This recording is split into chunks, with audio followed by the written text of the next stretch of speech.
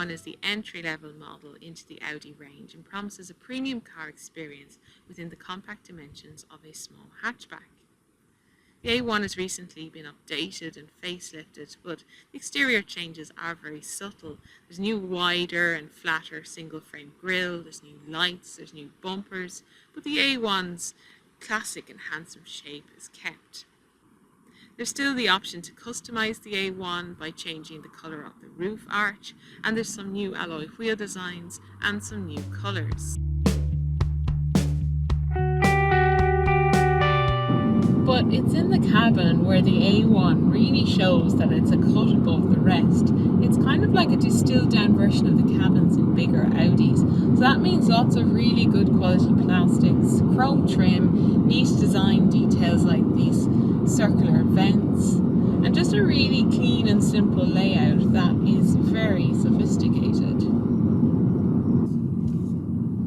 Now all cars come with Audi's MMI infotainment system, and that comes with this very cool screen that pops up out of the dash, and you can use that system to control different functions. You can look at your vehicle settings, you can access any media you've attached, look through radio channels and access your telephone contacts or make and receive calls through the Bluetooth connection. And it's a really good system, it's very easy to operate, there's really good shortcut buttons, they're well labelled. You can also use a rotary dial on the centre console, and there's a multi-function steering wheel standard, so you can use that as well to scroll through functions, and it's also voice activated.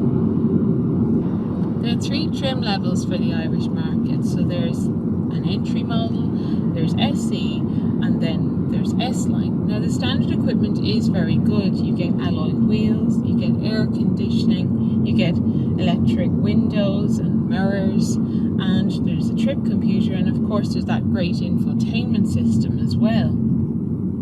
But if you do go up to SE, you get additional rear parking sensors, and there's also some updates to the interior and the exterior. So you get bigger alloy wheels, you get LED rear lights, there's sports seats, and there's also a centre armrest. Now the A1 is sold as a 3-door or a 5-door Sportback model.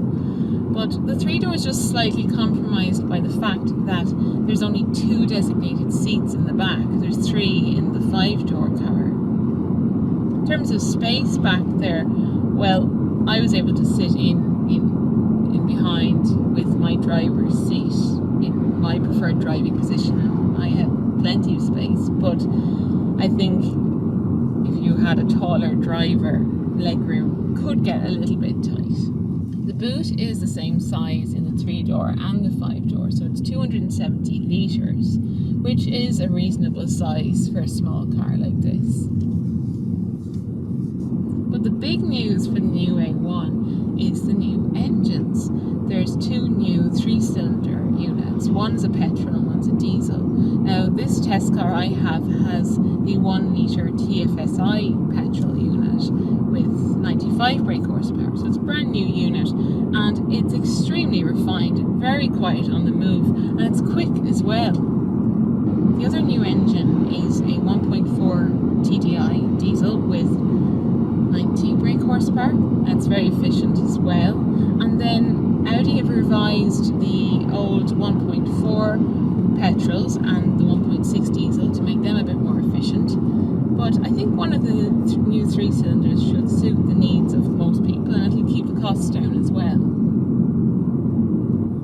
Now my test car has the new petrol but mated to a 7-speed dual clutch S Tronic automatic transmission, and it's very smooth and it's very slick at changing gears, and there's a certain ease of driving about having an automatic, especially in a car that's designed, I suppose, for urban environments, traffic and everything. So it's a bit more expensive though, and you can get the same engine with a 5-speed manual.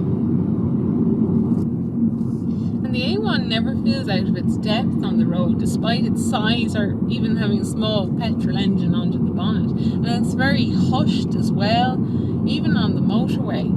There's loads of grip, the handling is really good. And while the ride, I suppose it's on the firm side, it's never uncomfortable. Now the steering is precise, it's quick to respond to inputs.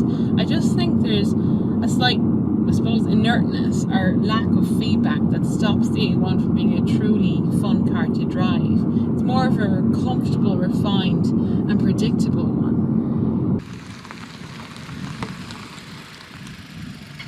And that kind of sums up the Audi A1.